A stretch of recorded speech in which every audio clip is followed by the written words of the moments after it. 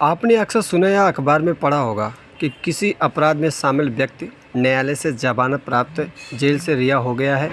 जमानत बेल ऐसी कानूनी प्रक्रिया है जिसमें किसी आरोपी व्यक्ति को अदालत में पेश होने के बाद के बदले में मुकदमे या फिर पुलिस जांच के दौरान कुछ शर्तों के साथ जेल से रिहा किया जाता है।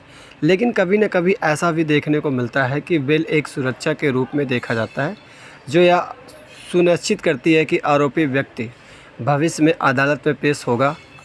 नमस्कार दोस्तों, आप सभी का स्वागत है सोनू पटे एलएलबी में और मैं हूं आप सभी का प्यारा दोस्त सोनू पटे। दोस्तों, आज की वीडियो में हम बात करने वाले हैं कि ज़मानत क्या है, व्हाट इज़ अ बेल इन हिंदी, ज़मानत के प्रकार, ज़मानती और गैर ज़मानती अपराधों में ज़मानत की प्रक्रिया आदि महत्वपूर्ण विषयों पर चर्चा करेंगे।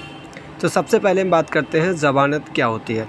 भारतीय नागरिक सुरक्षा संहिता के तहत ज़मानत कानूनी प्रक्रिया का एक हिस्सा है जिसमें किसी आरोपी व्यक्ति को गिरफ्तारी के बाद या पहले रिहा किया जाता है ताकि वह पुलिस जांच या उस पर चल रहे मुकदमे के दौरान अदालत में पेश हो सके। आरोपी को कुछ शर्तों के तरह रिहा किया जाता है, जैसे कि अदालत में पेश होना और कानून का पालन करना। यदि आरोपी इन शर्तों का पालन नहीं करता है तो उसकी ज़मानत रद्द की जा सकती है और साथ में उसे वापस जेल भी भेजा जा सकता है। अब बात करते हैं कि ज़मानत का उद्देश्य। ज़मानत का मुख्य उद्देश्य मुकदमे के विचारण की प्रक्रिया के दौरान न्यायालय में आरोपी व्यक्ति के उपस्थिति सुनिश्चित करना होता है। अब बात करते हैं कि ज़मानती और गैर ज़मानती अपराध, वेलेबल एंड नॉन वेलेबल ऑफेंस। हालांकि ज़मानत शब्द को वेनेस भारतीय नागरिक सुरक्षा संहिता में प्रभावित नहीं किया गया है, लेकिन धारा 2 का में ज़मानती और गैर ज़मानती अपराधों को प्रभावित किया गया है।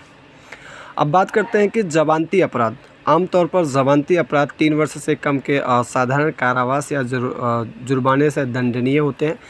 ज़मानती अपराध के मामले में ज़मानत का दावा अधिकार के रूप में किया जाता है। इनमें ज़मानत पुलिस अधिकारी या अन्य द्वारा दी जाती है। कुछ ज़मानती अपराध के उदाहरण हैं गैर कानूनी सभा का सदस्य होना, रिश्वतखोरी, झगड़ा करना, झूठी गवाही देना आदि ऐसे कुछ अपराध होते हैं। अब बात करते हैं कि गैर ज़मानती अपराध। यह अपराध गंभीर प्रकृति के होते हैं। इन्हें उन अपराधों के रूप में परिभाषित किया जाता है जो या तो मृत्युदंड, आजीवन कारावास या 7 साल से अधिक के कठोर कारावास के साथ दंडनीय है। गैर ज़मानती अपराध का मतलब यह नहीं है कि किसी भी मामले में ज़मानत नहीं दी जा सकती है। इसका मतलब यह है कि न्यायालय अपने विवेक अनुसार ज़मानत प्रदान कर सकता है, जैसे कि न्यायालय उचित समझे। कुछ गैर ज़मानती अपराध के उदाहरण इस प्रकार हैं: हत्या करने का प्रयास करना, बलात्कार करना या फिर अपहरण करना जैसे अपराधों को अपराधित करते हैं। अब बात करते हैं ज़मानत के प्रकार, टाइप्स ऑफ बेल इन हिंदी। ज़मानत में भारत बेल के मुख्य रूप से 3 प्रकार की होती है, जैसे कि नियमित ज़मानत, अग्रिम ज़मानत और अंतरिम ज़मानत।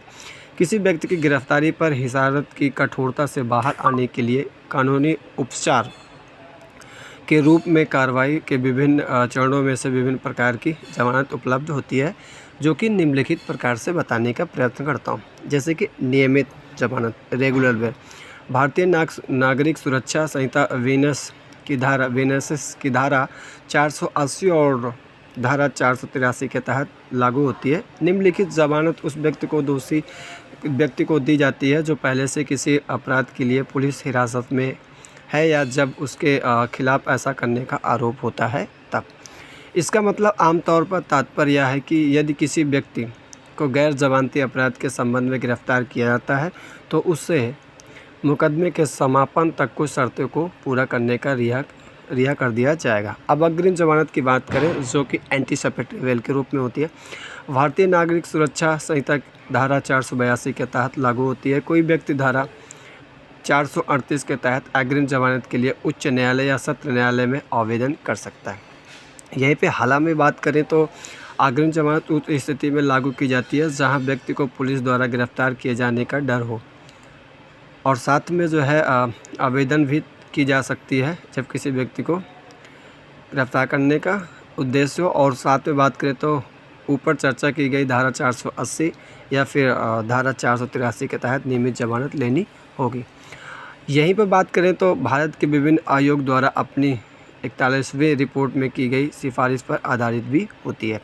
अब बात करते हैं अंतरिम ज़मानत क्या होती है। अंतरिम ज़मानत में कोई विशेष धारा नहीं होती है या अस्थानीय ज़मानत की तरह होती है, जो व्यक्ति कार्रवाई के दौरान अग्रिम ज़मानत या नियमित ज़मानत के लिए आवेदन संबंधी में निर्णय आने तक न्यायालय द्वारा प्रदान की जाती है।